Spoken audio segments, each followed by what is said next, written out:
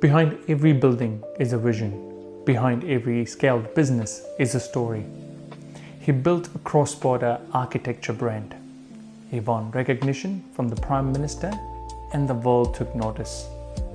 Today, Bobby Banerjee, aka Bobby, joins Scaling Secrets to share his story for Mercury Architecture brick by brick.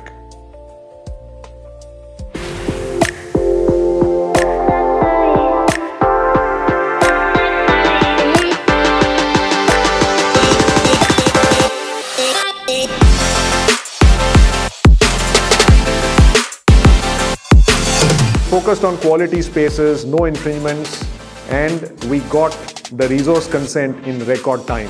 For us as consultants, and I can speak for my alliance, we don't compromise on quality. Our product is our service. So we are a group of professionals who understand the concerns of the client. We put together our experience, our knowledge, our network, and we are here to solve problems on your behalf to get you the outcome that you want and ensure it's profitable. So we cannot just shirk away from our responsibility to society also, because what we do shapes society.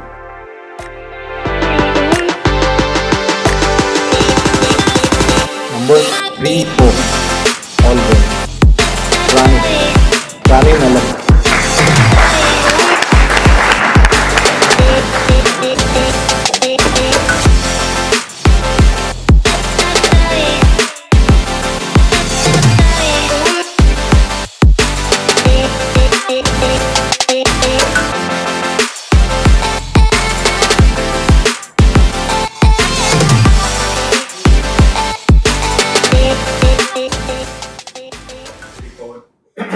Absolutely.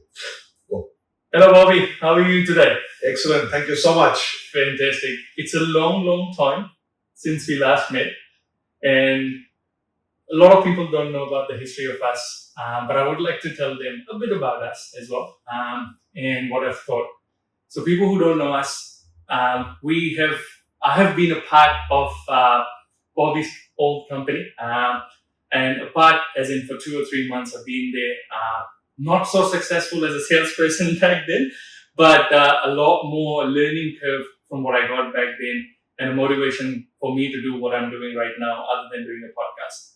And so thank you so much, Bobby, for giving me that opportunity back then. And I never thought we would be sitting over here doing this podcast, but thank you so much for coming today as well. So when I was reading through a lot of information around the architecture side of things and what you guys do as in a business point of view, most of the people see buildings, while founders in architecture see the risk of building them. So when you look back at the moment, you took over the business that you've taken over now and turned it into a Mercury Architecture. What was the oldest bet you've made on yourself? First of all, thank you very much, Rich, for having me here today. It's really excellent to reconnect. Absolutely. And to see how you've grown from where you were many years back. Thank you so much. And of course, sitting here discussing things with you. Yeah. So, thank you very much. In terms of taking over, it just happened quite naturally. I didn't kind of plan for it as such. I like any other migrant, I just came here to get a good job, good life. Absolutely. Good lifestyle, should we say. Yeah. And I landed up this job, and one fine day my boss said, I'm leaving for US for good and take over or find a new job. Everything was good till then. Mm-hmm. And the proposal was also very good, but the fact is it was just in the middle of a recession, like we are currently just getting out of. So, although he gave me 2 choices, I tried to find out the job, but there was nothing. Sure. So I had a friend who was in specifically architecture recruitment, and I told him, don't give me the fluff, tell me yes or no. With my experience, I was about 8 years odd experience in New Zealand. Yeah. And he looked at my CV and he kind of knew where I was coming from. So he said, it seems difficult. Okay. It'll be very, very difficult. Let's put it that way. Yeah. I said, that's a no. close. He didn't want to say that no. It's a nice way of saying no, basically. So I said, okay, I got your answer, and I like the honesty, which is what I expect from you. Yeah. And so basically, it was done. So I didn't have a choice. Yeah. I had to take over a company, and I don't come from a business background. True. I had no idea about all these things, except that I considered myself a pretty decent architect. Mhm. So that's where my whole kind of journey started. It Yeah. was just pushed and thrust on me. True. And yeah, I mean, it's a long learning curve. And it is, right? I mean, that's why it's a bit to dwell into the fact of a learning curve as a business owner, director. It is easy to get that fancy title on LinkedIn, but it is too difficult to go day by day as an business operation to get that job done. Absolutely. And when we talk about being a director, being a senior architect as well, operating across New Zealand, India, that you guys are operating as well as a part of Mercury Alliance, how would you describe the business that you've inherited and the business that you've built now? Oh, it's, as I said, it was a transition. Mhm. So, but from my early days where I was just a sole person trying to figure out how to continue, Mhm. and just to put a bit more context into the point where I took over, I was forced to take over. I was doing my master's, which I started a year and a half back, completely unaware that this is going to pop up. Yeah. And so a lot of my resource was into that apart from my work hours. And to make it even challenging, Mhm. we were expecting our second child. That's a challenge. That's That's a I mean, just challenge. to, like they say, masala, Yeah. the right masala. Yeah. The right ingredient for a good Bollywood film. So perfect condition not to take over our company is when I took over the company.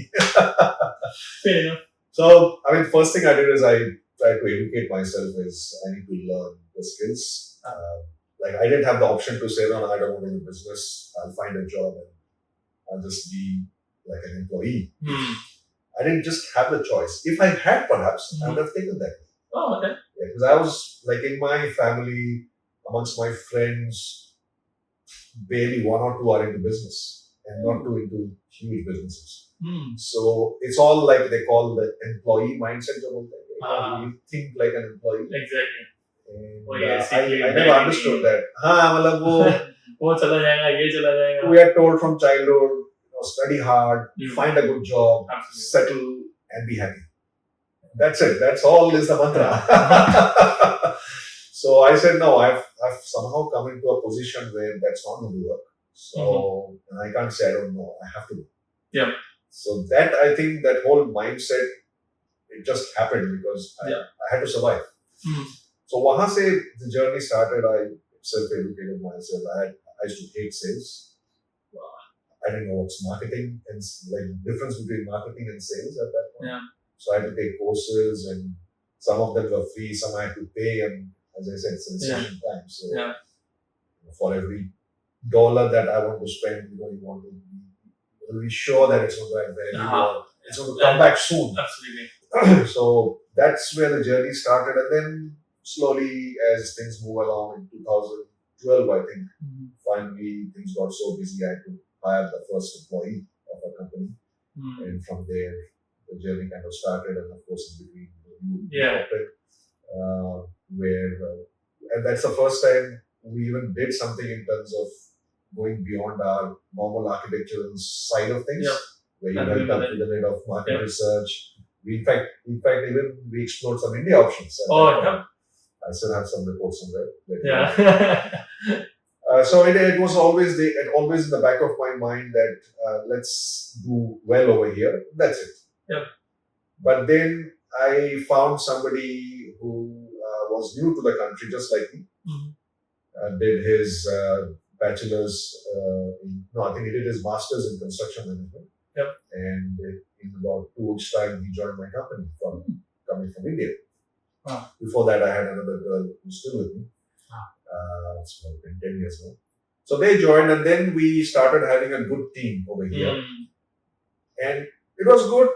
I mean, nothing over the top or nothing very fancy, but it was good enough where company was doing well, we were all quite well settled. And then this person who I had hired, he wanted to go back to India. Yeah. Because his parents wouldn't want to come to New Zealand.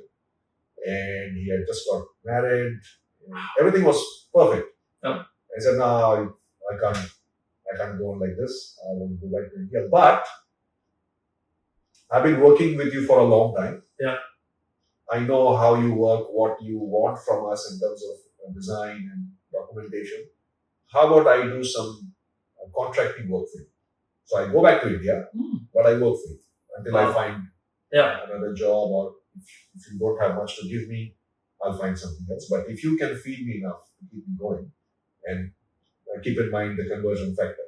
Yeah. So what you might get in India by doing half the job for New Zealand, you may earn more than that. 100%. So that's where he was coming from. And I said, well, he's been with me for, I think it was almost 3 or 4 years that time. And I said, yeah, it works. But then, you have this whole perception about outsourcing and how it's going to be. And that. But I thought that I've trained him personally. He knows what I want. It's likely to work. So that's how it all started. That, okay, you go back there. And instead of you sitting in my office here because of your family conditions, you just sit in your home and do the exact same job. It's just that for our meetings, we need to adjust time. The time difference. That's all. That's how it all started. Yeah. And then when he went there in a few months, we started picking up. And he said, and I said, can you take more? He said, oh, I already have so much. Can I hire somebody? I said, okay, just go for it. When things are busy, you don't think, just do things. Just do it. So he hired somebody else, and he was our first employee in that situation. So then we said, okay, there are 2 people there. Things started moving even more. So then he said, I think even with 2 it's difficult. So either you hire somebody there or I'll have to hire here. But there's a problem. Okay. Currently, I'm just using my house. So, with me and my friend, it's okay. But if there's somebody else, that's really difficult. Yeah. So from, I think society issues are there. Then also the fact that the person who comes in, having an office environment and a home environment is totally different. So we may not get good candidates. And it was so busy. This is just before COVID. I said, okay, fine. You want to have an office space, but it's just too expensive. Yeah. But check out. So he did all the groundwork and he said, okay, I've got a good deal. Isko dekh lo. And seemed good to me. So I said, okay, go for it. Yeah. And they bought that place, and then we have two more people come in. And then just around COVID time when things were like really booming, he said, I've got a great deal at almost 50 or 60% of the actual rental price. Okay. I can get one more dollar, one more unit. And it's just adjusted. So when we grow, and we were growing, it'll be fantastic. Yep. And that was completely unplanned, and it was an expense that I really was not willing to take. But I said, well, things are growing, and if we do need a big office, you don't want to have one office here and one somewhere else. That would be just. So I said, okay, fine, let's do that. It was a bit of a risk, but we took that step. And then slowly, as you think, things moved on, and at one point we were about 15 people. That's quite a business build. So I don't know how it happened, but it happened. But it happened, right? That's the work and the effort and the hard work you guys put it in. And talking about yourself, you said a bit of just to go into the deeper factor of the mindset as before you had taken over this business was about the employee, right? As a normal, because that's the friend circle. And talking about the friend circle and the people who sit around with people who don't know. I know a bit about it, I would say, but people who don't know you as Bobby Banerjee, right? And apart from the director and the senior architect, who wish Bobby Banerjee? You got to find that out. No, so if you talk about yourself, what do you do away from the work? Right. Many things actually, but I would say I do many things, and I'm in general at home. I'm a bit of an introvert. The mindset I'm not the person that I am in office. So pretty much the time we came to New Zealand, we started. We bumped into some of the people who were practitioners of Bhakti Yoga at the ISKCON temple, and they used to do some meditation and some reading from Bhagavad Gita, which is one of the ancient texts that we know in the philosophy. And I was very intrigued with that.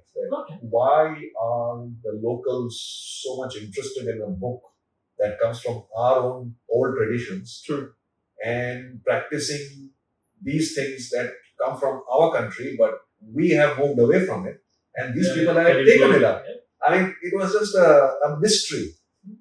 And they were so much into it that they changed their attire, they changed their lifestyle, they're pure vegetarians, and they're telling other Indians or people who come across them to embrace that lifestyle for their own benefit. I said, yeah, respect kuch hai. There's something in this that we are not aware. And that's when I started my journey in knowing more about this process. And then I found that, well, it's so relevant today. And more so today, people feel that, oh, it was spoken many years back and it's a bit irrelevant. But I just feel as we move into the future, I see it being more relevant to people in terms of transforming lives and solving a lot of challenges that people are going through just by the message that this book is trying to convey. Of course, we, like with all things, we need a guide. And so I took it upon me to not only practice it myself, to experience that change, which I did in a few years. We went through a lot of challenges, as I mentioned. And I think one thing that kept me very grounded and, should I say, where I didn't feel too much, shaken, is this practice, this practice of meditation and this philosophy of transforming our lives. And I thought to myself that, well, if it has helped me so much, in other situations, with what we had gone through, both financially, emotionally, perhaps I would have landed back in India or somewhere else, I don't know. So if it has helped me so much, it may be of benefit to other people as well. So we started delving more into the education side of that whole philosophy. And currently there is an institute at the Hare Krishna temple, Hare Krishna School, where we run an institute called RISE, Vivekananda Institute of Spiritual Education, where we teach this philosophy for people who are very keen in a very structured way. And people can even want to go to the next level. They can also go for a proper certification course. But the idea is not to get a certificate, because it's not going to help you get a job or anything, but it's to transform their lives and experience it from within. And I've seen so many people who have followed that path and transformed their lives. And that's what gives me that excitement and that motivation that some things that have been continuing for a long time does work. And a lot of those principles, inherent principles, I bring it to my work as well. Because the principles are the same. You're still dealing with people, you still need to add some value, and you still need to understand how you can transform yourself and do things better. What would be one principle that you want to tell to put it out there and actually help you in your business? Oh, absolutely. One thing is, there are many things actually, but one key thing that comes to my mind is people. So there are different types of people that Bhagavad Gita says, and we hear from different aspects of psychology, is people. Because essentially we're dealing with people, whether it's a relationship, a personal relationship, whether it's a professional relationship, it's all about people. And in our profession, especially in architecture, architectural practice, it's about not only dealing with people in terms of client, but also dealing with consultants to deliver what the client actually needs. Plus, we also need to deal with people at council who sometimes, can get quite challenging. Absolutely. Not that they are bad people necessarily, but it's just the transactional things that happen from both sides make it quite challenging. So one thing is we can lament and say, they are like this and they're horrible people, which a lot of people do. But and perhaps I have done that in the past, but it doesn't help. So we said we need to get something done, and nobody in my team or in my zone of influence is there who will say I don't want it done. They all want it done. Mm. But they know there are some problems, there are some challenges. So rather than focus on the problem, which we all know, and wasting time, it's better to see what is the best way we can resolve the challenge. And to start that off, I think to understand where people are coming from. What are their needs? What does the client need? What does counsel need? What does the consultant need? What do we need? And we find that there is some commonality. So once we can get onto that, then it starts moving around. No, 100%. And I totally agree with it, because I was reading somewhere that along with the challenges, even in the general business practice, there's a lot of fears as well in general business starting point of view. Correct. Fears as in, failure of business, cash flow is another one, reputation to the stake, responsibility, which is another bigger one that you hinted about a bit as well, uncertainty about the business, how it's going to perform. In before you started as a business, and which one of the fear was something that hit you the hardest? But you know what, in those early days, and how did you manage to get through that next step, even though the fear existed there? Yeah, absolutely. Very good question. It is commonly known that every new startup has about 80% of chance to fail in the first 5 years. It's a scary figure, but it's the truth. So, I actually went through that whole process and I got that learning. And for me, that was not an option, as I said, the situation that I took over. So for me, it was not about will I succeed or fail. It's about what can I do to succeed. My question was a bit different. And for me, because I don't come from that background, obviously the fear of failing was at the back of my mind. Failing not in terms of not getting enough projects in, not making enough money, and because job was safe, you just do your thing. At the end of the month, you get a fixed sum. But here it's all uncertain. And after reading these statistics, and your mind tends to go there. So I just had to tell myself that it's a statistics, not for me. Not for you. Not for you. I didn't see it. I didn't hear it. Yeah. And I think it's that mindset shift. Every activity, whether it's job, work, comes with a level of risk, a level of uncertainty. When some people perceive it, some people don't. So it's about that inherent perception. And with that mindset, when you try to do things and your question changes, somebody says, it's not about finding answers to questions, it's asking the right questions that leads you to the point where you want to be. And I think for me, that was a bit of a game changer where I just told myself, what do I need to do to come to a point where we are settled? We are not only surviving but thriving. That makes all the difference. 100%. And you talked about, there's always something running in the back of the mind, but you got to keep those voices back of your mind. You don't need to focus on them. But people like yourself, or even who's going into the business from that project point of view, or from a new business point of view, there's always a truth of that business which is on the paper, which shows you relevantly that, okay, this is the data, this is the project, this is what's going to happen by the numbers. What was the hardest truth that you had to accept it before you started into and dwelling into this journey of becoming a director or an owner of Mercury? Like any business owner goes to ultimately, you're in that field is sales. Doesn't matter what business you are, you have to make the sales. That's the only way you can survive. Yes, it's not. So I, from hating sales, as I just mentioned, educated myself, went through those fears, like every person getting into sale has this fear that, what if I ask and I get rejected? What if I try to check, try to share and nobody even looks at me?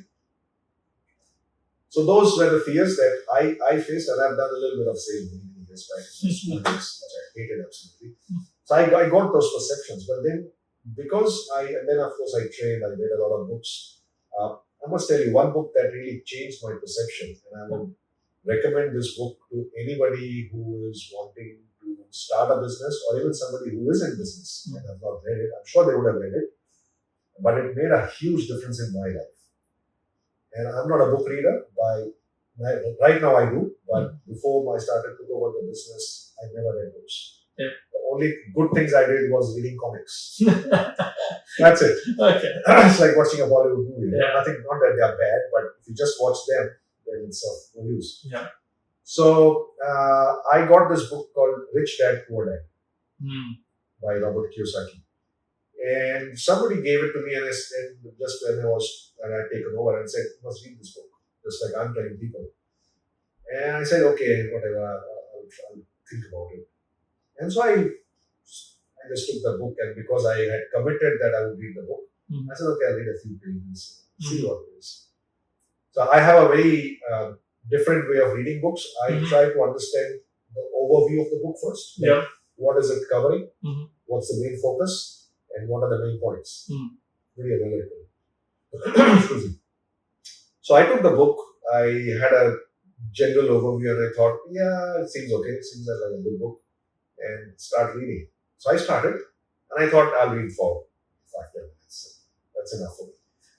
And I started reading, and I kept reading, and I kept reading, and I kept reading. I said, wow. And I didn't want to keep it. I was called for lunch or dinner or something like that. My wife was yelling from the other room, so I had to forcefully keep the book down. I said, wow, that's an amazing book. I didn't want to keep it down for something that my attention span is usually 5-10 minutes, maybe 15 at the best. And it's been, I think it was a couple of hours or more that I was in the book. And so I finished my lunch, dinner, whatever I was called for, and I told her, read this book. And I came, and I pretty much covered, I would say, 1/3 of the book. And in the next about 3 or 4 days, I finished the book. Wow. And I said, wow. And one thing interesting from that book that really caught my attention is identifying opportunities. So opportunities always exist for everybody, but they come dressed in different ways. Yes. It's about, if we are having the training or that skill to identify those opportunities, that's the difference between success and failure. Yeah. That's all. It's there for everybody. But some people identify and take advantage. Not just identification, because some people have a lot of information. Yeah. They know a lot of things, but they do nothing. There's no execution about it, right? Right? Yeah. So you need to know, and then chapto, in Hindi we say, just grab it. Yep. So that made a big difference in my life. So then I said, okay, now if I have to grab something, why should I be worried about failure? I want to grab it, right? Yeah. When you want to grab something, you don't care. Like if I have to say, I want to grab this. Yeah. Now if you stop me, I'll still grab it. Yeah. Because I want it. Irrespective of the, of course, we're not talking moral here. But that whole mindset shift happened at that point. And then I said, I want to do it, and then I did till I came to the point where I'm a natural salesperson. I don't think that I'm selling, but you are. But I'm constantly looking for opportunities where I can project what value I can add for you. Yeah, I was actually having a look at the video. You know how we go through the reels and stuff, and one of the reels actually stuck in my mind is, you are the best promoter of yourself. There's nobody else in the world who's going to promote better than how you can promote your own self. Correct. So take that opportunity, go out there, and you should be the loudest to cheer for yourself before anybody else cheers that thing. Absolutely. And what you're telling right now, it actually resonates quite well with that, and it actually gets stuck in my mind for a long, long time since the day I've started this. I've been doing left, right, center for different things, but one thing that always carries with me is I do not leave any opportunity to talk about what I'm doing right now. Whether I'm talking to the existing people where people know me, and they talk, as soon as they talk about, oh, Bridge, you saw something on LinkedIn. I was like, this is my point. Take it. Take that opportunity. Talk about it. No shame of talking it. And I think that is completely changed the way I've taken things into talking to people about it. It's your passion. It is. Sometimes we see it as a negative way of that, I need to force myself and I need to push myself, which perhaps is a fact. Yeah. But I see it more of not like the push, but it's my passion. Yeah. That you can't stop your passion. Mm. So if it's something that you're really passionate about, and people feel that, you can't fake it. Yeah. Not for a long time anyway. So if it's a passion, it will just come out normally, It flows naturally, Yeah, it flows. and you'll want to connect. 100%. And talking about the opportunities, right? As you said, the book gave you a lot more insights, but the important point was about identifying opportunities, which is something more similar to what you guys do in your Mercury Architect as well. That income potential, finding the diamonds within the business. How did you shift your mindset about, rather than drawing points, to let's create a profitable solution for both as a team and for the clients as well? Yeah, so these are, again, something that was born from real life challenges. I often get clients who eventually become very good friends. And so we, as our core business or our core expertise is to provide architectural design solutions. Yeah. So traditionally people want to buy a property and they come to somebody like us and say, okay, I want to build, say, my own house or 4 houses, building consent. Take me to building consent. So that's where, so after you buy the property, you come to me, I do some design, give you a building consent, and bye-bye, see you. Okay. That's our part of things. But over the last 23 years that I've been practicing in Auckland, I often find that perhaps is just one part of the whole process. Yeah. And perhaps the cheapest part of the whole process, considering construction is the biggest price tag for anybody doing that. Yeah. Unfortunately, with any industry, and more so in the construction industry, there are a lot of people who are not the right fit for the 5 million industry, for want of a better word. So people get stuck or sometimes misled into working with these people. Yeah. As a result, so say for example, a builder or a contractor, he takes a project at a cost much lesser than what other builders have quoted. And because the homeowner wants obviously to save the money and go for the cheapest one, they get into that contract, and later on either the builders run away or is asking more money or wants variations. I had almost since we formed the alliance, just before the alliance was formed, I have had 4 or 5 people come back to me. There was one person, my story actually, of a person who he was a very good friend who eventually came and said, very simple project. I have an existing house where I'm living. I want to put it behind, relocate it, and have a new house for myself with an income. Simple project, straightforward, no issues, fun. There were some resource consent problems which we faced, but we got it sorted, got them a consent. Yeah. Thankfully, that time I didn't know any builder, so he went to somebody and he found the builder. And I told him at that point, see, good, go ahead with the builder, no problem, but I know that you don't have any technical expertise. You and your wife are both busy at work. Who is going to check things on site? Who is going to ensure that the bills that the builder is producing is legit? Is the work done or not? Not that we want you to not trust him, but you need to have somebody who works on your side. And he said, oh, yeah, and then can you tell me such a person? And I wasn't working closely with such professionals, so I knew somebody and I said, okay, why don't you get in touch? And he asked me, how much does he charge? I said, I have no idea, but check with him. So they apparently had a phone conversation, and obviously there was a cost, and then he calls me next day. It's too expensive. It's just one house and nobody does it, and it's just too much of a cost. Yeah. I'm not going to do it. I said, it's your call.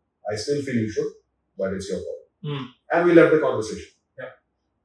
The work started. In about 3 months' time, the builder came up with a variation. And then after about a few more months, the whole project was supposed to be finished in 8 or 9 months. Yeah. And over. In about 6 months' time, they were still at foundation level, where the builder said there's some problem and the architect needs to fix up. So I was on site, and then I went there and I found that nothing to do from our side. The builder had misread the drawings and had done something completely different. And now he was in a soup. So I met the builder, I told him what it was, and I thought, okay, after that everything will be fine. I was completely wrong. That was the start of things going wrong yet more. So while the builder was constantly pointing fingers, because the client was my friend, and because I have a very clear communication with him that this is what we have done, and I told him, see, it's not that we don't make mistakes, but if we make a mistake, we own up, sort it for you at no extra cost. Yeah. So I've done that so far, and future, if I don't think anything is going to happen, but if it does, you my assurance. So that way, at least he had that assurance that, okay, I'm not being, from my side, at least things are, communication is quite right. So the builder took him up for a ride, and at every stage there was extra, which I didn't know at that point, because I just thought, just do what I need to do and then let him sort out. And I thought project is over. Yeah. After about 1.5 years, I got a call saying, I'm just at the mid-floor stage and this is a problem and that's a problem. And I know you can't help me about it, and I know it's not your fault, but I'm in deep trouble. And until that is sorted, because it's gone beyond that period, I have funding issues. My bank is not telling until I finish this, they can't fund me anymore. I don't have money. Builder is asking me more money. I don't know what to do. And I said, oh my God. You just ended up paying more. And I can't do anything because what do I do? I can only tell him, hey, things will be better. It's just giving him hope against hope. Yeah. And that really, morally, I couldn't do anything. I mean, ethically, legally, I've done the best. Yeah. But somewhere morally, I felt this person is wanting to lean on me. And for some reason, he trusts me. Yeah. But I can't help him. So, you start feeling helpless. Yeah. And that's the time I thought that, okay, no, I need to do something about this. And a similar incident happened subsequently. And when I just saw that as a common occurrence, and I said, no, I can't run away from this. Yeah. Either you say that's my job, like here a lot of people say, that's not my expertise. Yeah. Talk to somebody else. Yeah. So they just shoo you off. Yeah. And they're not wrong in what they do, but I couldn't do that. So I said, okay, I want to be proactive. So before somebody buys a property, so I tell them, don't come to me after you buy. Get in touch with me before you buy. Why? I can warn you about any red flags before you even buy, which is going to cost you a lot more money for the outcome that you want. So let's start from there. We do what we are doing. Now I build up my team of all consultants that I need to give good quality advice to the clients from day one, and have a project manager on board who can then take the project from where we live to key in hand. So from start to finish of any project, it's our team that's going right across. Now, what's the advantage? A lot of people may say, oh, okay, I mean, we also work like this. We are architects and we go to this engineer and that engineer and we work the same. No. That's what we used to do as well. But what we wanted to come and put together is a team of consultants whose motive is only to help the client achieve their objective. If there is a goof up from anybody, it is sorted within that group. Yes. It doesn't come to the client. Yeah. He's just informed that something like this has happened. We are sorting it out. Nothing for you to worry. No extra cost. That's my goal. Yeah. And so when we spoke to the consultants, most of them that I was working with had a similar mindset. And so that gave birth to the alliance. So we are Mercury Architects, but we also have a Mercury Alliance, which is a group of consultants coming together with the sole aim of helping the client achieve their ultimate goal, with full intent that or giving the client that assurance that nobody is going to run away midway, and any problem you've got, we are standing behind you. I did read a lot about the Mercury Alliance as well, which I will come back in the later part of our podcast. What I wanted to talk about, which is a point that you mentioned, is about the money, right? Yes. When you talk to the clients, money is something that's always back of the mind. And, good architect is not just beautiful buildings, but it has to make sense on the balance sheet as well. Correct. In New Zealand context, when consent code costs are intense and insane sometimes, how do you balance, the design ambition with the commercial reality? So you mean the cost the client is willing to pay Yes. to get that outcome? Yeah. Oh, that's always a challenge, and it will continue to be. Yeah. So as a part of our process, initially itself, we've got a feasibility process. Yeah. Where it's just like I tell people, before you buy a building or a house, you need to go for a property inspection report. If you end up buying the house, it's a money well spent. If you don't buy the house, it's a money down the drain. Because if you look at some other house, you need to do another set of inspection. So just similarly, when you're buying a property to do development, you need to do some initial feasibility / due diligence. That will give you an idea of the problems that may occur and the number of units that you can fit. Most importantly, the cost and upfront. So a project manager or a builder seeing that can give you a fair bit of an idea that, okay, this is what it's going to be. And then you move to the next step. Even for somebody wanting to build their own house, and in fact, the example I was giving, and I kind of deviated into the Alliance side of things, but is this guy who had this problem. He had a budget of initially 750 to 800 for the project. Yeah. Guess how long it took for the project to be completed, which was supposed to be finished in 9 months. It took about 3 years.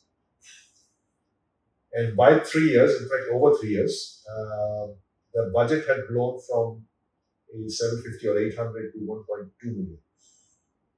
He was almost on the verge of being bankrupt. His marriage was on the rocks almost. He had a small child as well.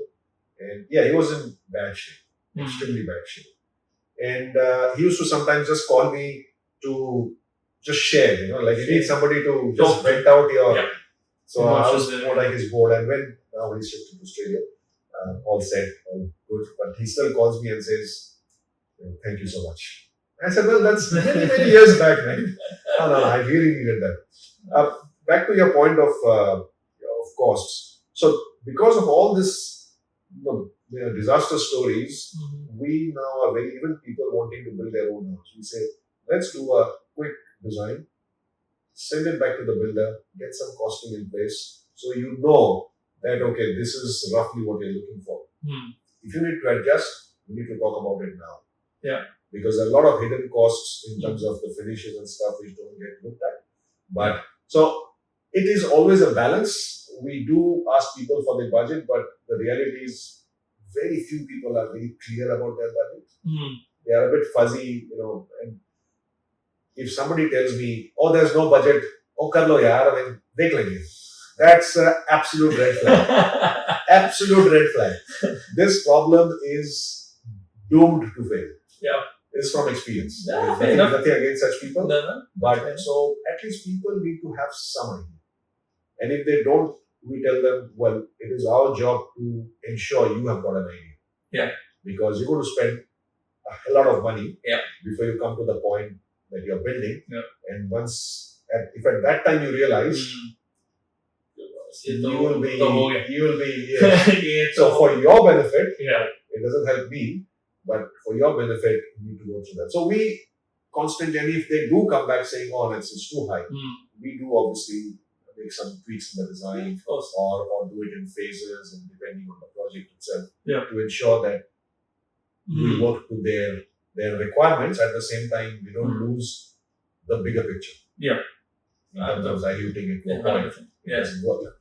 So it's always balancing a act. juggle between both of them, right? I mean, I do have a lot of questions around it, and I'm also Yeah, I will ask as soon as I get to that point. But you also work, you've an extended network in India now that you guys have both sides of the ditch. What is the fundamental difference that you have noted between the architecture mindset in New Zealand and the architecture mindset in India? Okay, just one clarification before I get there is a lot of people think that if we are working in New Zealand and we've got people working in an overseas country, they are outsourced, which in kind of IT world and many other industries it is. Yeah. Our office based in India is actually not an outsourced office. Yeah. It is our own office. Yes. So we have actually hired that premises. We hire all the people in that office. Yeah. They are trained for 3 to 6 months to come to the point of producing good quality drawings as per New Zealand standards. Yeah. So it's our office. It's just that it's not based in New Zealand. It's not an external entity. It is the expansion of a current business with the headquarters in New Zealand. Absolutely. And my partner, he actually travels, so he spends more time now in India than here. Yeah. To train those people, ensure things are operating smoothly. In terms of the architects, here we had a mix of designers, technicians, some graduates. Yeah. There, we did start off with some graduates, but we've come to the point where everybody is a qualified architect. Yeah. And everybody has got a certain level of experience. So overall, the quality of staff or team there, as opposed to what we had here, is much higher. If I just compare apple to apple. Yeah. Most importantly, sometimes people may feel that, they're working there, how do you keep track? So we have a very, very simple process where the team there and us, we have an online meeting with clients pretty often at different stages of the project. Yeah. So the client never feels that they are talking to Bobby now and then some random person in India is flicking them some drawings and they're not sure whether they're even correct or not. But when they meet the whole team together, directly talk to the person who is going to email them and keep them in the loop, their level of confidence just shoots up. Yeah. So it's not something out of the world, but I just found this approach very effective and efficient to deliver the project. Sure. And I've got excellent feedback from the client saying this system works the best. Yeah. So I've not made something out of the world, but I've just used something that some people are using, like quite a few people are using, but made it more effective to ensure that the client has got the communication is much more effective. Absolutely. So what 10 or 20 emails can do, 1 15 or 20 minute online meeting can just solve it and shoot it. Absolutely.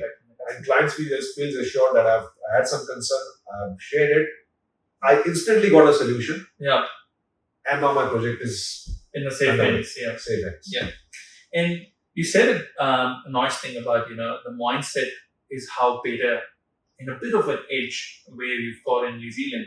And people or the young listeners who are listening in India right now, what are the two things that you want to, tell them that they need to learn in their profession before they come into the business side of things? I would say two things. Always keep in mind, and it's not necessarily just related to architecture as such. It's pretty much any business, any profession, any service. And there are two things always to keep in mind, which I learned over my period of time.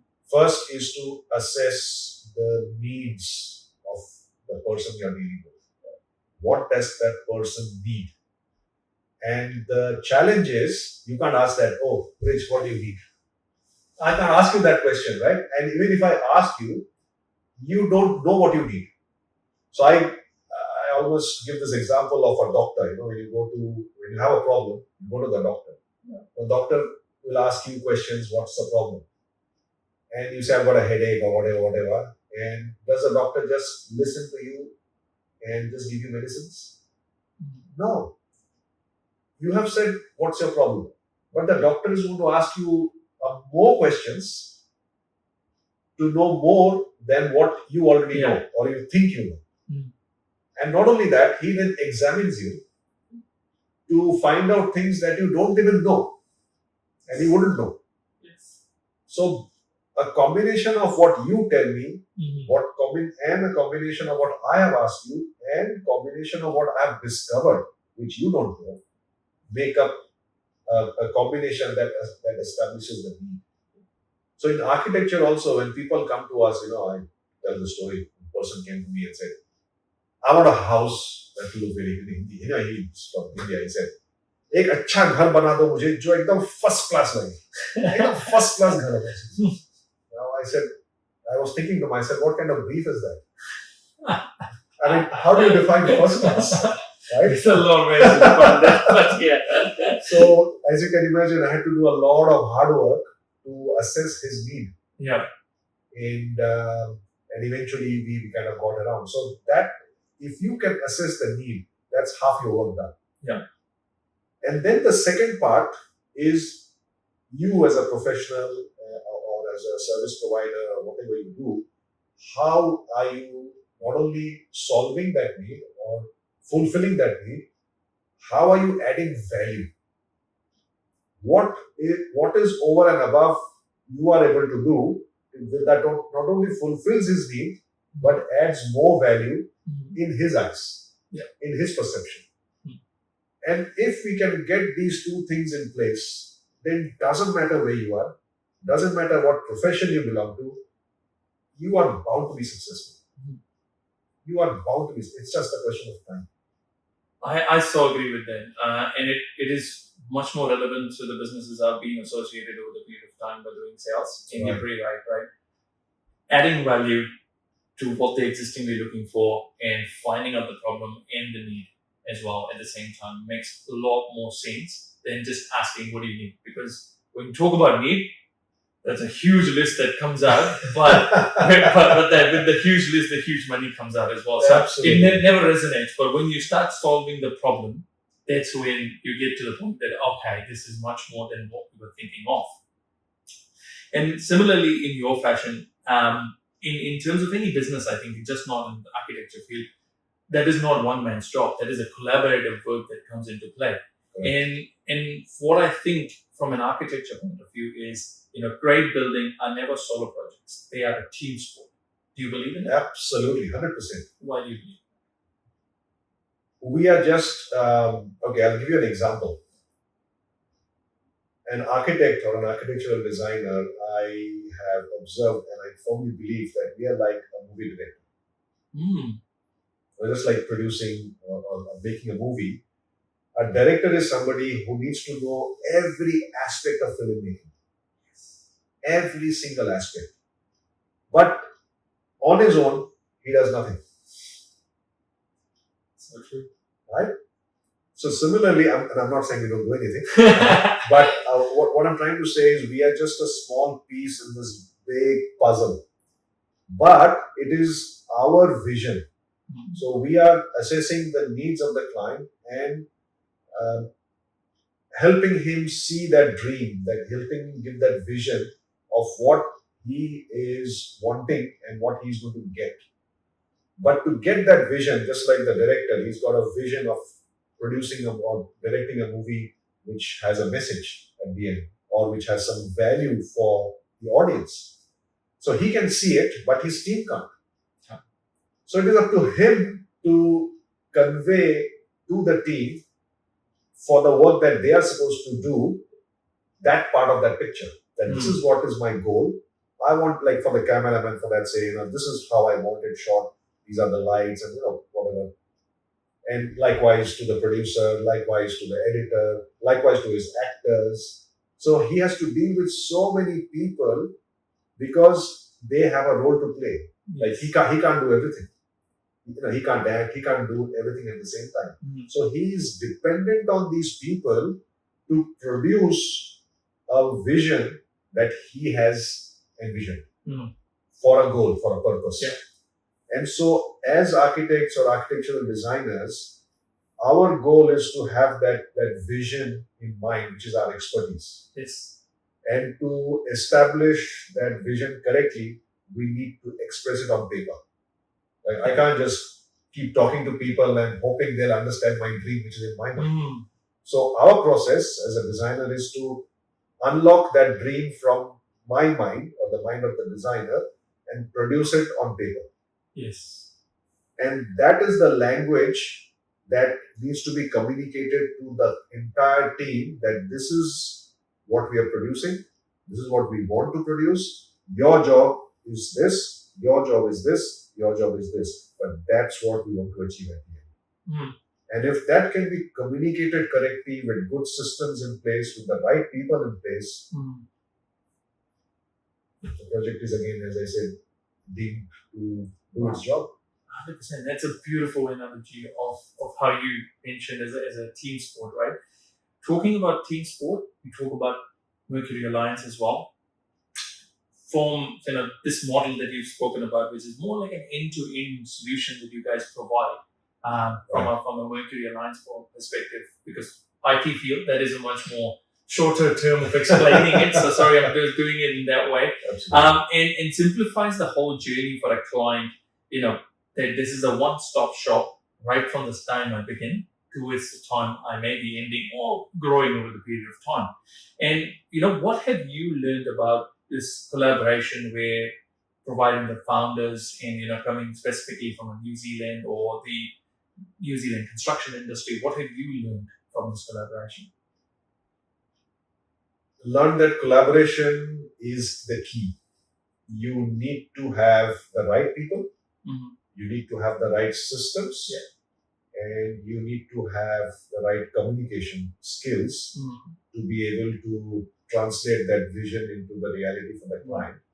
And I won't say irony, but the interesting aspect is only you know the process and you know the outcome.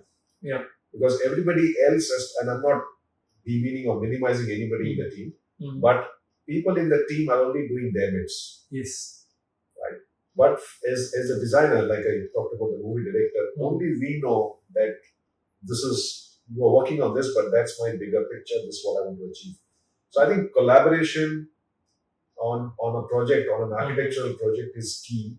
If you have, as I said, the right people, the right systems, and the right mode of communication in place. And that's the Mercury Alliance. These are the three principles on which we have built this alliance. Wow. So, and we've been going formally as an alliance for almost 3 years now. And we are seeing the results and the people who come back to us and appreciate the fact that this has helped them a lot. Absolutely.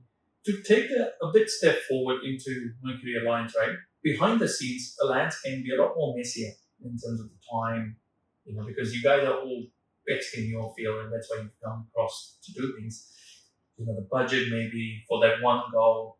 Sometimes ego comes up as well. What is the hardest part of keeping, all these specialists aligned onto one vision? Yeah. Again, as I said, it's establishing clear lines of communication from day one. And in our industry, it is an accepted fact that people realize that the architect is the person who's going to lead the project. Yes.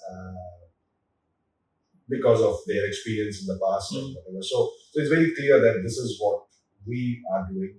I think defining the roles are very important. This is what I want you to do.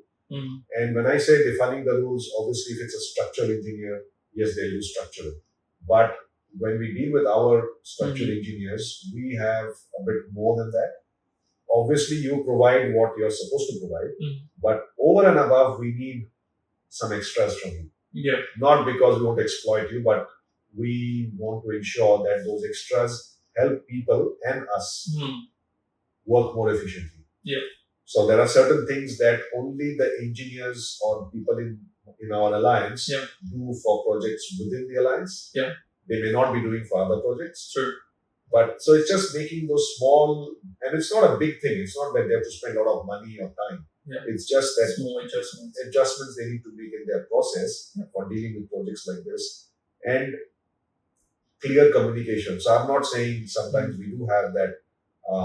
It has happened in the past where, like for example, we've taken a quote from one of the consultants, and we've also given a quote for our job to the client. Yeah. And then after a month, we realized that the client has either gone to somebody else or they have shared the project. Yeah. And obviously, my consultant is following up with me on what's going on. And he's already spent some time, because when we take on a project, some of the key consultants, they need to spend their time upfront to give that quality information. So they have spent some time, and it is their natural inclination to understand, is the project coming? So they follow that up. And then when I tell them that, no, it's not coming, they feel a bit disappointed. So we have those very clear communication lines where we say, see, that's a risk. Yeah. We spend a lot of time as well. Yeah. And we've not got paid for it. Yes. Unfortunately, this has happened in this case.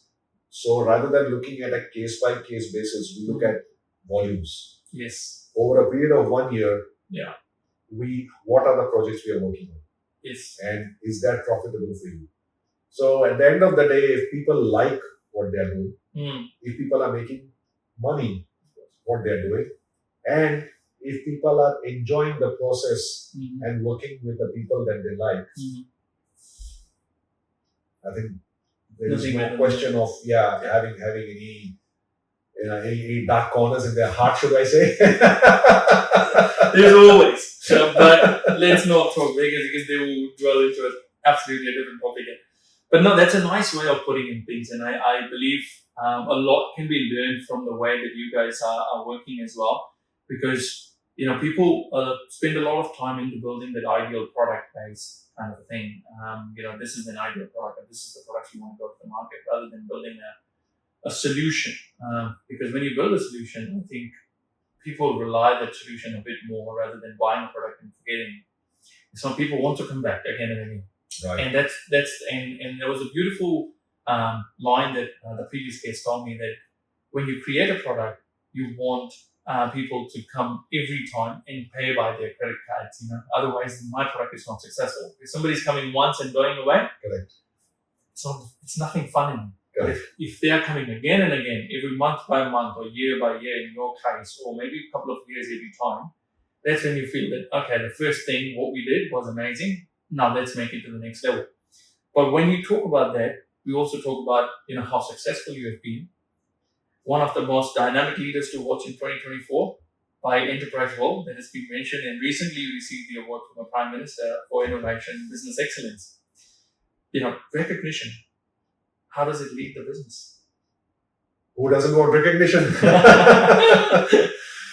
But it's pretty strange, right? Recognition, it always comes in the middle of the business, or it mostly the people look at it in a different way, but it always is never towards the end. It's always in between when the recognition comes in, and then you still need to keep driving forward. So how does it change in the way that you lead the business? And motivation is just like that kick you need for something you really believe in. Yeah. So this whole concept of how innovatively we are trying to make the projects more efficient is something we always believed in. Clients have appreciated it, so we knew it's working. But when an organization recognizes it and gives us that broader platform and acknowledges us for what we are doing, it obviously gives a huge amount of motivation for us to continue that further, and not only continue, to make it even better.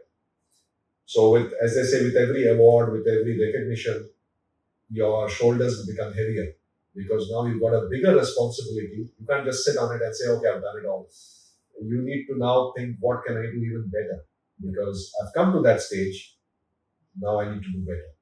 And if I want to do things better, who benefits? And then it's my clients, it's my whole team. Yeah. So I think it's a win-win situation. And although we were pleasantly surprised when we got this award, it just made our team spirit just go through the roof. And people are now willing to, on their own, take on a lot more responsibility, be a lot more proactive, and in their enthusiasm, give a lot more to the project than they would normally. Yeah. So I think that, for me, is the biggest achievement after all that. Yeah. I mean, apart from the recognition that we've got from these organizers. I think it's, I would like to thank all of them who have Yeah. been supporting us. all No, this I time. did see the post, and I read through the link as well that you posted on LinkedIn. It was amazing. The read through was amazing, and congratulations to all the people who won the award as well. Thank you very And much. and I think it is brilliant to see when you expect the least but you get the best. That's when it's more fun, right? But if we talk about the awards, we also talk about the fact that if we strip away the titles, all the trophies that you get for the work that you guys have done, what one leadership habit you're proud of that nobody sees on LinkedIn or Instagram or anywhere? Again, taking care of the team. Mm. For me, the team is what is helping us deliver good quality to the client. Mhm. So if the team feel motivated, inspired in all respects, Yeah. and then I think that is the key factor for me to not only provide good services but grow in future to reach out to a wider audience. Yeah. We were initially doing only residential. We've Yes. now gone into industrial, commercial. Mhm. We also have started operations in India. Yeah. And we are also getting into some educational sector apart from what we are doing.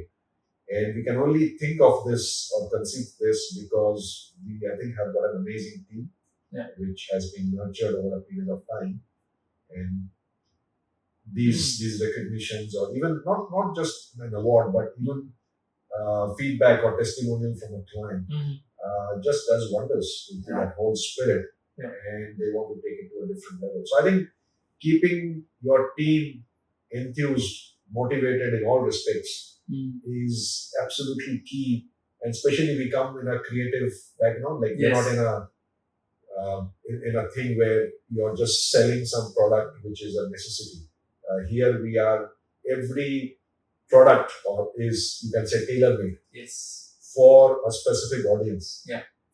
And there is a sufficient amount of creativity that goes into it. So if the team doesn't feel motivated, then the quality will definitely get affected. Yeah. So for us, that's one key aspect is keep the team happy. Yeah. And if they look up to you and they are always wanting to get inspired by you, Yes. I guess that's leadership. 100%. Wow, it's a beautiful energy of way to explain it. At the end of the day, it is for the team, by the team, and because of them. Absolutely. Hey, that's a good one. I'm going to use it now. You can. I won't copyright it for now. But in New Zealand, right now, with the way things are going around, what is the single biggest challenge for architects who wants to scale? Not the right time. Yes, unfortunately, we've gone through a bit of a a longish rough patch, which I think is getting better. We are hopefully coming out of it, and next year a lot of people are saying it's going to be a lot better. But yeah, anybody wanting to scale or start, for people who are wanting to start, especially graduates, it's unfortunate that they are graduating at a time where things are not great. But for people, and similarly, people who want to scale, it's not the perfect time. But I believe in one thing, and I think that's very important in whatever you do, is preparation. I would just tell people who are wanting to scale or start, do your homework, start preparing. You may not scale tomorrow, but you prepare to grow so that when the opportunity comes, so it's just waiting for the wave, like surfing. You can't say when the wave comes, then I'll get my surfboard. No. You got to learn surfing, and then you need to be ready with your surfboard and wait for the wave to come, and exactly the right timing, put your surf there. Yeah. Then you can ride on the wave. And it's the same with growth or with any business, is we need to be prepared. Yes. You need to qualify yourself, you need to constantly upgrade yourself, your skills, your knowledge, and prepare, so that when the opportunity comes, grab it. And in India, what's the most underestimated challenge in architecture? You mean in the Indian context? Yes. Don't get me started. One thing, I mean, there's a lot of good work happening there. Yes. It's fantastic. Mhm. But the industry as such, especially the architectural industry, is extremely disorganized. Yeah. What I mean by that is the whole process and system of working, and especially when I compare it to the last few years that I've been doing here. Yeah. And when I go back to India and I see how people are working there, by most of my colleagues or my friends, there's a huge difference. I mean, for example, when people start a project there, it usually starts with a handshake. And people have done a lot more work before they even get paid a deposit. And it's become a norm. Like it's a common practice. Mm. Whereas in New Zealand, we know we talk, we give a proposal, client accepts it, there's a deposit, and then we start work. Now, if I was to have a similar system in India, it would be very, very difficult. And the locals are fully aware of it. But because it's a system that's been going on for years, nobody knows how to change it. And nobody is wanting to take that initiative to pull people together and create a change. Mm. So we thought, well, forget others.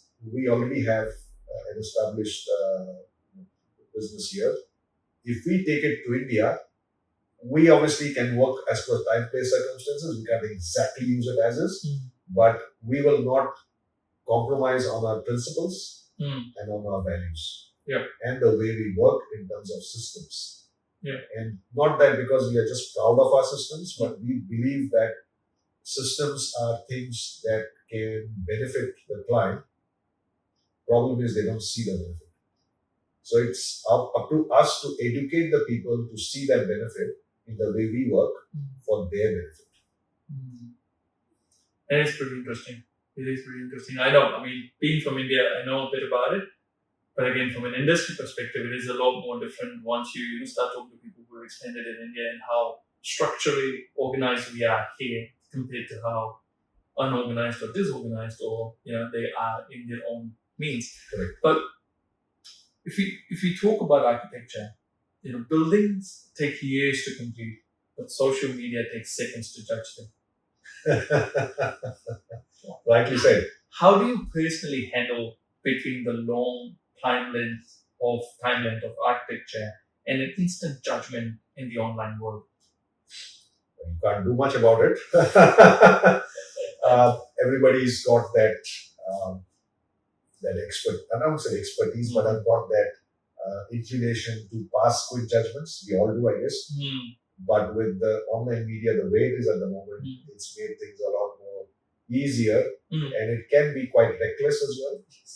So people who are not really understanding the craft or the profession or whatever they are commenting on, they can quickly pass judgments. Yeah.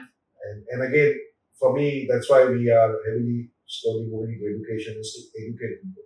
Yeah. So for me, learning what I have learned and sharing is very important. Yes. Because all that we've learned is based on our experiences on how to make things better. Yeah. So if I am training or educating my clients and people who are in their zone of influence, then see, individually we may not be able to make much of a difference. But if we collectively have a mindset and if we are targeting our audience and educating them, then it may take time, but slowly there will be a mind shift difference. Otherwise, what can you do? I mean, yes, you do spend years constructing something and building something which you think is fantastic, and one bad post can do a lot of damage to it. Yeah. But what do you do? Yeah. What do you do? You just don't. So, and also you have to understand what is it that can be criticized. I mean, if something that we have done and we know in our heart that it's not right, then I think we need to fix that rather than quarreling and arguing with that person. So I believe in one thing: if there's smoke, there must be some fire. Absolutely. So it may not be a big fire, like it may not be a big mistake from our side, but it's something that we may have overlooked. So when we get these comments, two things. One is we take it constructively and try to improve what we are doing, which will help us. And so for that purpose, we thank such criticisms. Also, the second part is to educate people in general so they have better understanding and better appreciation of all that goes behind creating this, this whole experience and this vision. The topic of education, putting a bit of a light on it, you've spoken to quite an architecture students in Navi Mumbai, and you mentor young designers, young architectures, maybe future architectures. What's one thing you tell to students about the business side of the architecture world that their college doesn't teach them? Oh, no, there's lots. In fact, this time when I was in India, we were called to do a seminar in a college in New Bombay. And the audience comprised of first year to final year students. And interestingly, even the teachers or the HODs of that institute were sitting in that seminar. And me and my partner, we did that, me and Santosh. So we finished that and we quite enjoy this whole process of sharing with the students. So we were told that the students are not really very responsive. So, we may not get much out of them. But yes, they were initially, but we did manage to get them out of their shell and we did interact with them. At the end, what actually blew me away is the teachers coming to me and saying that they have learned a lot. And some of the teachers were actually senior to me. So they have got huge amounts of experience. But when they say that they have learned a lot, it just makes you feel, oh my God, looks like what I'm sharing is not only adding value to the students, it's actually adding value to the teachers. Yeah. So that was a big revelation. A lot of students came back and said, they want to know more. And one thing I tell them is, see, college prepares you for your knowledge and your technical expertise. So there is a knowledge skill, there is a technical skill requirement, but most important is people skills. There are 3 skills. There could be more, but essentially we can classify them. So knowledge is a general understanding of architecture and what goes with it. Skill part is how you should draw. What are you producing? To give you the skills to produce a drawing, to take out the needs from the client and put it on paper. That's a skill. So college is teaching you these 2. And they're doing a good job in what they're doing. But you also need to learn people skills, which college can only do a little bit. They give you a bit of an insight, but not much because they're limited in what they are able to do. So this people skill is what you need to start learning, not when you finish the course, but when you start the course parallelly. But we understand it may not be that easy. One hand, there may not be enough information. On the other hand, there may be overload of information and you may be struggling to see which one is more relevant. So you need a guidance, you need a guide. And with that aspect, we are also start that initiative of education is to help such students in their journey. So filling the gap that is left behind by college education is where we are trying to step in so that people who graduate out of college in a very short time, we say they are work ready. Yeah. Otherwise, like here also in India, we often find that students spend 5 years doing architecture. They walk into an office and usually the person taking the interview basically says, after 5 years, you do nothing. I'm going to teach you for 3-4 months and then you will become productive for the company. Now that's a bit of a downer for somebody who spent 5 long years. Yeah.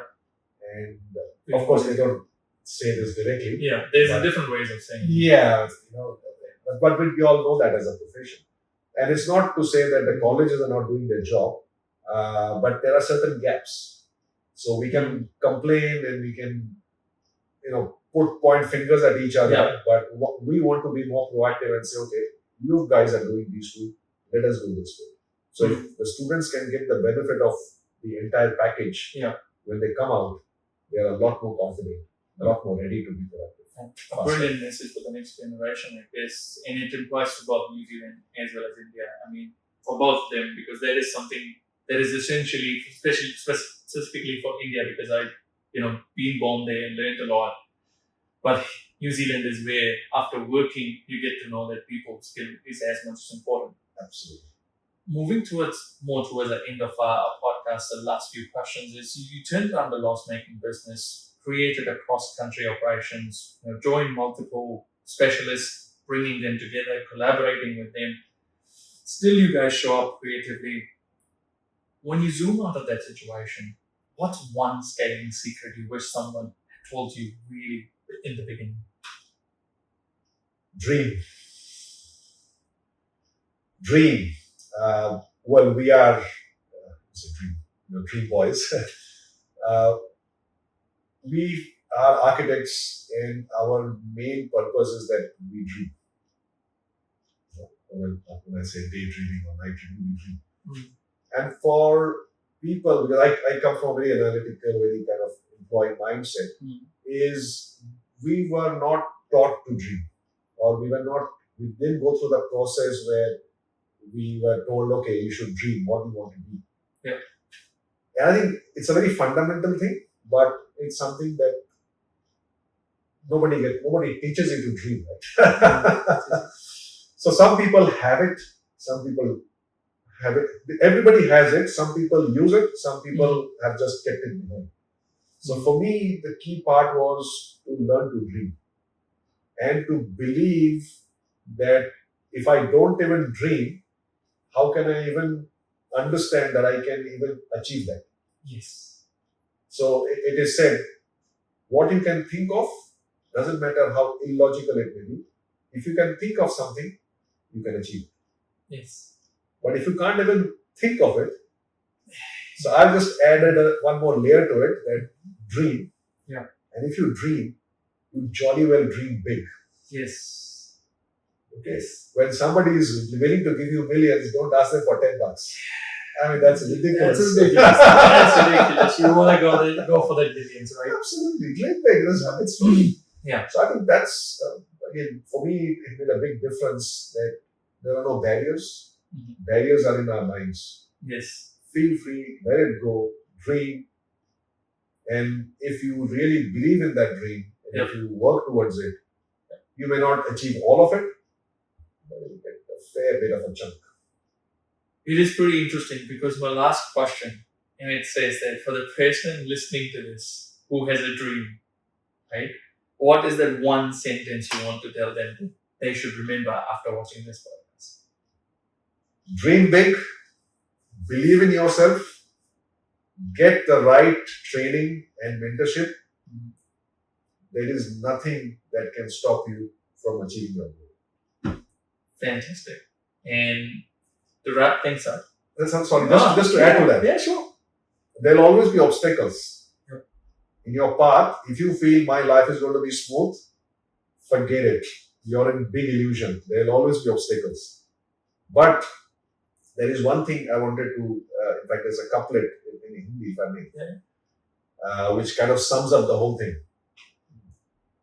Which it says like this, that मुश्किलें आपके दिल के इरादों को आजमाएंगी. मुश्किलें आपके दिल के इरादों को आजमाएंगी. ख्वाबों के पर्दे आपके नजरों से हटाएंगी. ख्वाबों के पर्दे आपके नजरों से हटाएंगी. गिरकर भी तुमको उठना है दोस्तों. गिरकर भी तुमको उठना है दोस्तों, क्योंकि ठोकर ही तुम्हें चलना सिखाएगी. Brilliantly put forward. I think that is nothing better than anything after this I said would be not good for me to say that. So I really want to end it over here.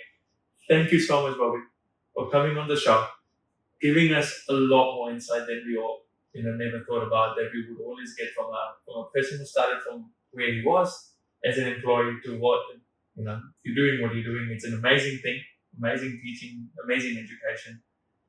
Thank you once again, all of us from the team of Scaling Secrets and the team of Mercury Architecture and Alliance. Please like, share, subscribe. Keep watching our channel for more exciting content. See you in the next episode of Scaling Secrets. Excellent. Thank you. Thank you, sir. Thank you so much. It was a brilliant one.